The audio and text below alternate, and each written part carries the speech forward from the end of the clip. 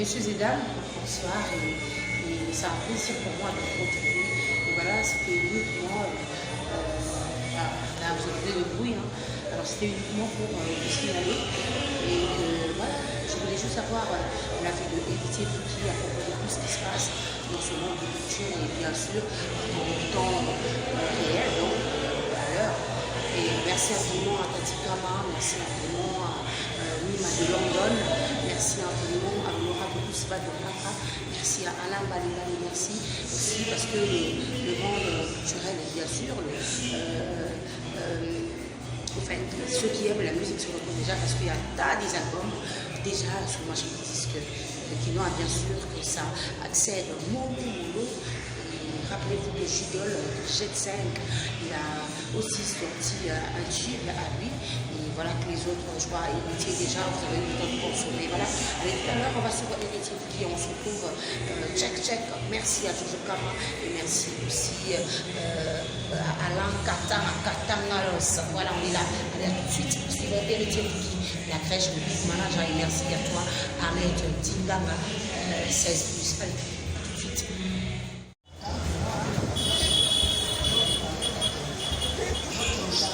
Le big manager Héritier Fouki, ma condoléance parce que Koufeli artiste Mounene Amboka, yosa manager ya Mounene et situation exacte donc batu ba confirmer peu biso de confirmer les sous. Alors Mama Chakwa Koufi Héritier Fouki.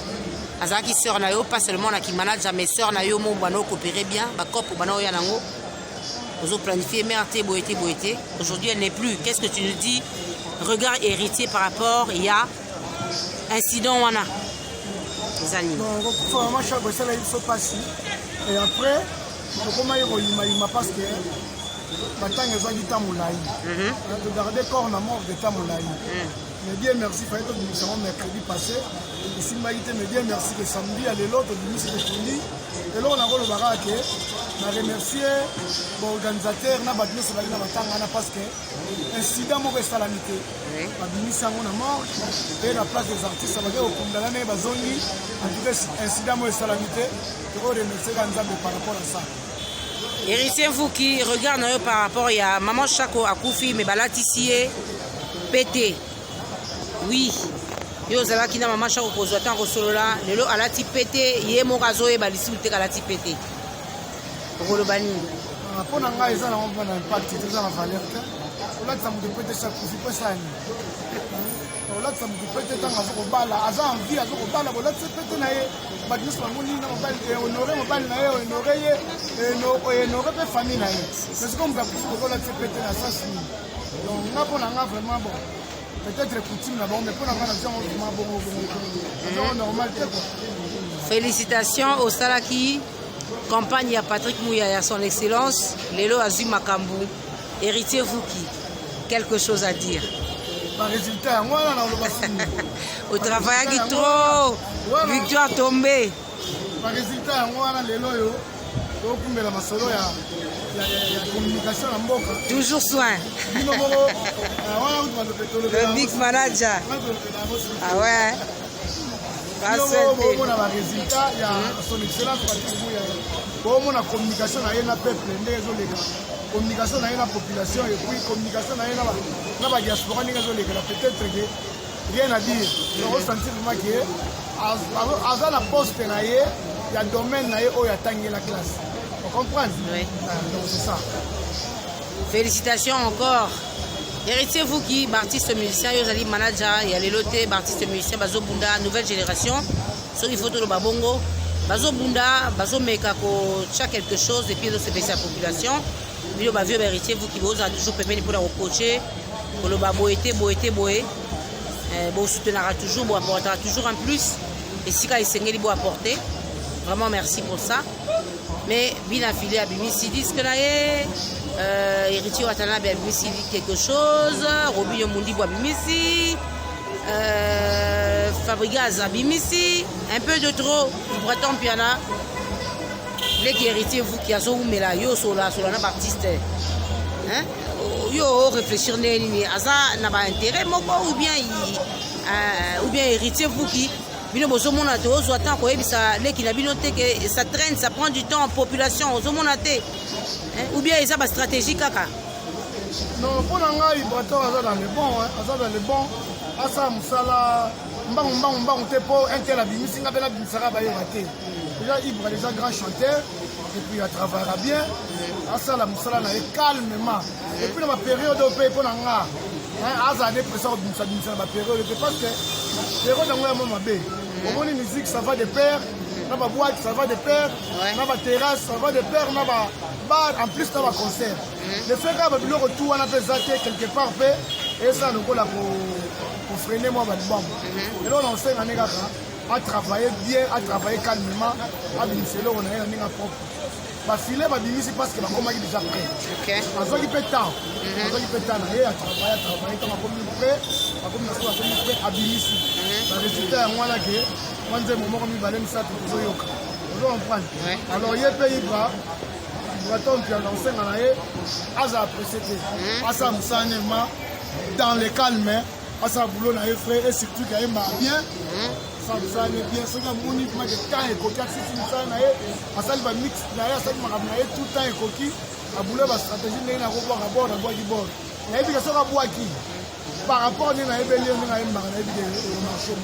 Okay. Alors, la population congolaise, toujours dans le cadre de l'idéologie à confinement, héritier Vuki, Motuyaba, organisation, production, etc., soutien, est-ce que ça marche? Ça ne marche pas parce qu'on ne fait rien. L'artiste va fonctionner, puis ça peut pas fonctionner. Donc, quelque part, souffle de vie, si c'est bon. Mais l'activité, ils ont marché. Alors, succès, on va se protéger. Va se protéger vraiment parce que malade des amis. On a le bâtiment, on a le bâtiment, il y a pas de balade parce que tu es là en haut. Alors, on a poché, on a comme nous sommes comme on fait interdit.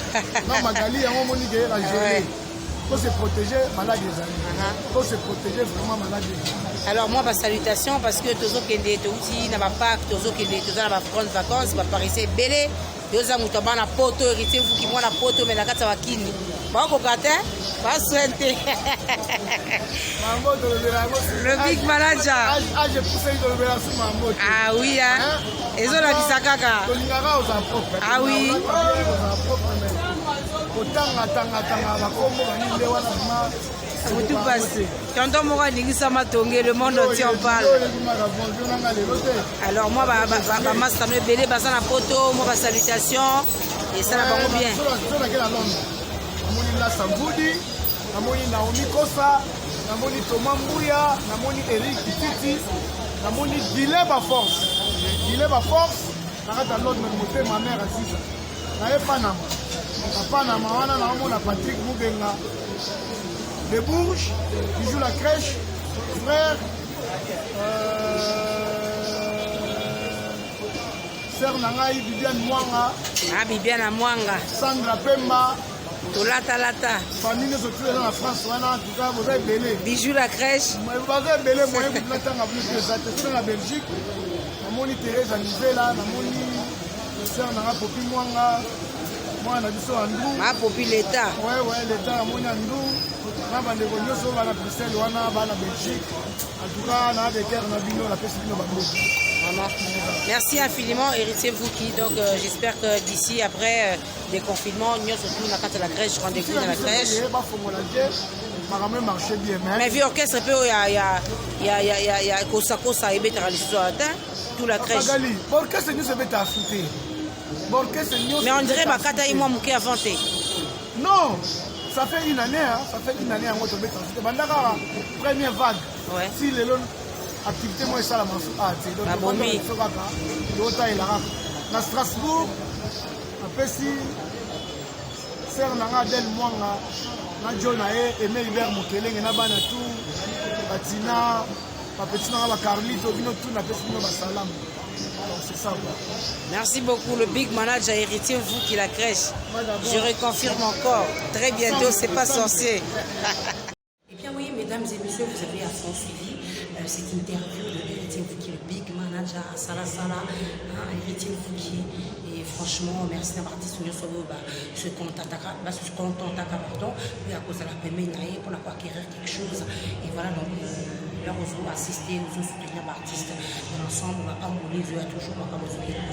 Merci l'honorable Patrick Mouyaya de Ebika Bundela Média. Et voilà pour que ma communion soit dans les médias et dans les cultures en général ici. Allez, au revoir à vous, de l'aime Kenaya Amélia Moua, Sissi, je vous aime, Priska Luanga, Tessia. Allez, à plus tard. Merci à Tati Kama, Mima de London, à Swanti, Tati Kuba également. Et Tati Kama, Jojo Kama, Tati Kuba, on est ensemble. Allez, check, bye.